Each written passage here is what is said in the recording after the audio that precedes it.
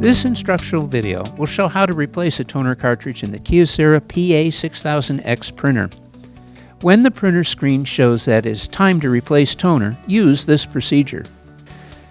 To maintain image quality, we recommend using genuine Kyocera toner containers.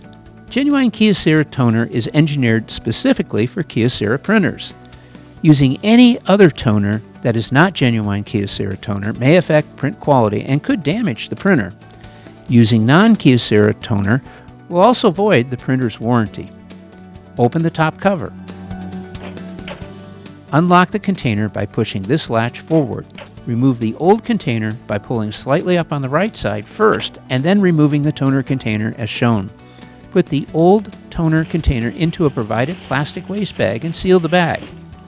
The toner containers are manufactured from recycled plastic, so put the used toner container in your recycle bin. Remove the new toner container from its box, being careful not to touch this part of the container or touch these electrical contacts. Shake the toner back and forth 10 times. Place the toner container into the main unit by aligning this tab with this guide on the right side. Press the toner container down firmly. Push the toner lock lever to the rear. Close the top cover. Allow the machine to idle until it is ready.